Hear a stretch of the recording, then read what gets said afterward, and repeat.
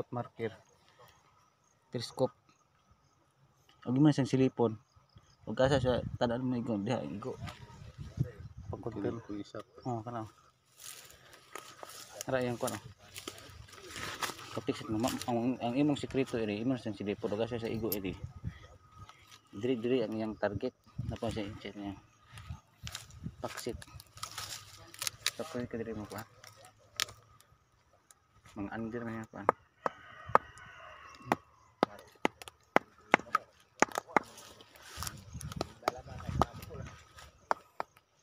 Siya nag-confirm pa rin siya sa kuwan sa kanang. So yan po mga hunter, ito po ang ibahagi ko sa inyo. Ito pong area ito mga hunter ay isa itong mga reference. So sa unahan mga hunter ay meron itong isang araw na marka o simbol mga hunter. Diyan po sa unahan mga hunter. So dito po sa tingin namin mga hunter, itong nakita ng mga hunter ay ito po ay isang mga coordinate marker mga hunter.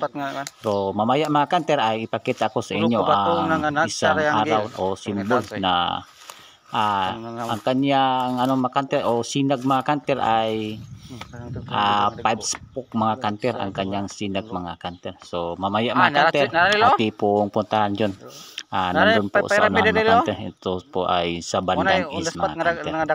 So kaya lang mga hunter ay itong mailya mga hunter ay napakalawak mga hunter. So ito po ay hindi kalayuan sa may malaking sapa mga hunter. So mamaya mga hunter ay ati pong pupuntahan. So tingnan tayo mga hunter para ipaliwanag ko sa inyo kung paano tayo maglikod o saan ba banda ang deposito nito mga hunter. So may may sikreto yan mga hunter sa paglikod sa sinag ng araw mga hunter. So tara mga hunter, mamaya ating puntahan mga hunter.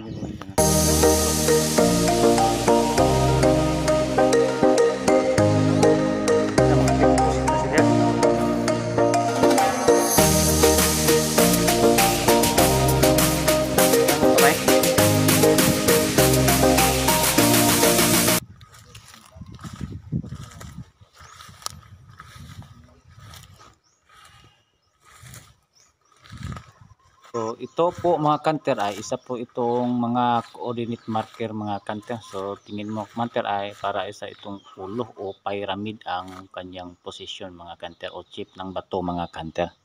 So tingnan nyo mga hunter, iba po ito mga hunter sa mga likod mga hunter.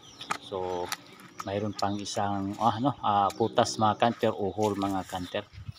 Ibig sabihin ito mga hunter ay karamihan ito mga hunter ay enclosed treasure mga hunter sa mga bato mga hunter. So yan po ang mga coordinate marker nito mga hunter doon sa paligid nitong symbol na araw mga hunter.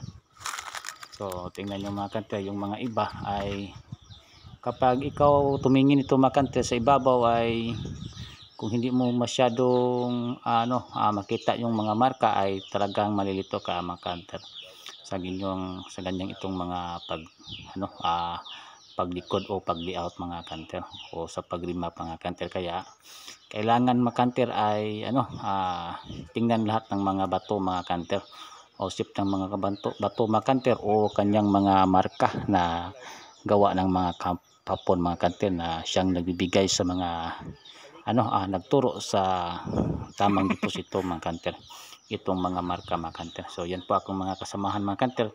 Yan po ang si tatay mga hunter, siya po ang nagturo na nandun ang marka na isang araw ang kanyang simbol mga hunter. So sa araw mga hunter ay may sinag siya na 5 o tinatawag na 5 spoke mga hunter. So tara mga hunter, ating puntahan mga hunter. So sundan natin si tatay mga hunter dahil siya ang nakakaalam kung saan ang nakalagay ang marka na araw mga hunter. So itong mga araw mga hunter ay sadya talagang ginawa ito mga hunter o tinatawag na man-made. So ito po ang palatandaan na mayroong nakalagay na kayamanan dito mga hunter sa tinatago ng mga hapon mga kanter. So nandyan po sa unahan mga kanter, punta natin mga kanter, hindi lang ito kalayuan, ay dyan sa unahan ang sinag ng araw.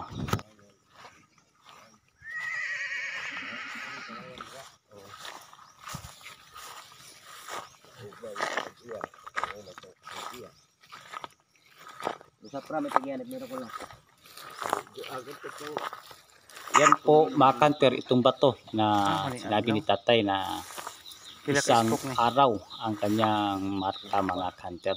So yan po mga kanter. So itong symbol na araw mga kanter ay may 5 sinag.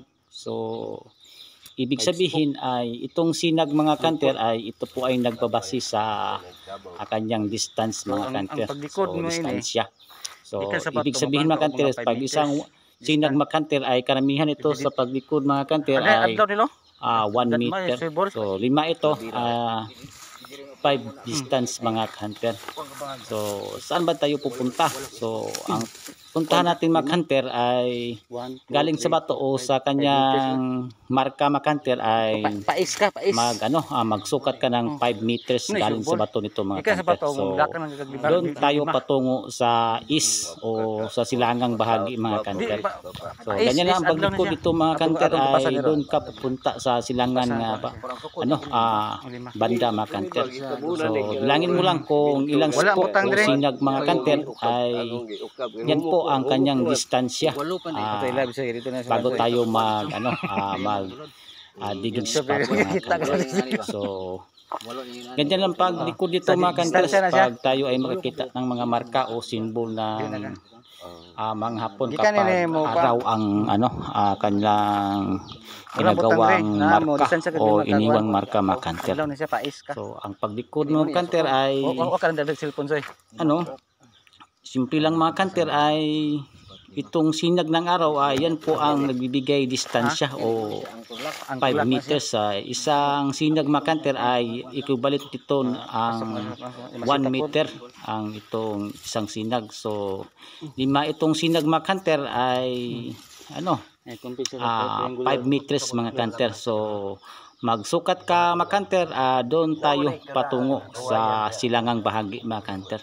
So galing sa bato nito mga kanter ay magbilang ka ng 5 meters patungo sa silangan o sa east mga kanter.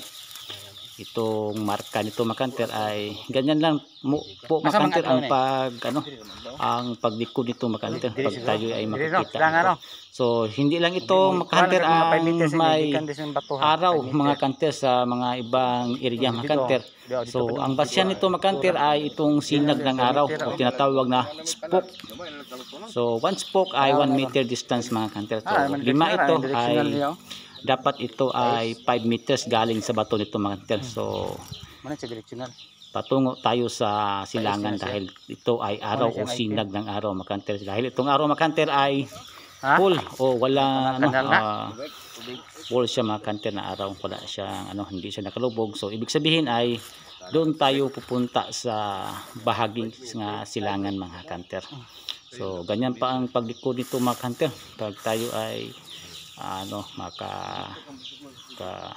kita dito. So yan po sa unahan mga kanter, 5 meters galing dito sa bato dahil ito po ang bato ay sadyang nilagyan ng marka na isang araw. So magbilang ka dito mga kanter ay doon tayo sa bato, magsukat tayo ng 5 meters. So galing sa bato ay maghakbang ka ng 5 pero sa patungong silangan mga kanter, doon tayo ang direction mga kanter sa silangan bahagi mga kanter. So madali lang itong i-remap mga kanter pag ito ang ganitong mga kaso nito mga kanter, ito site mga kanter. So swerte si tatay ito mga kanter sa kanyang area mga kanter. So adisyon na ito mga kanter kung saan tayo mag-position. So yan lang po mga kanter, at sana may natutunan kayo sa video mga kanter. So God bless all mga kanter, and happy hunting sa inyo mga kanter, and God bless you mga kanter. So itong reset na kanter ay ito po ay hindi tayo gawa ng mga liturya. Ito po ay basihan sa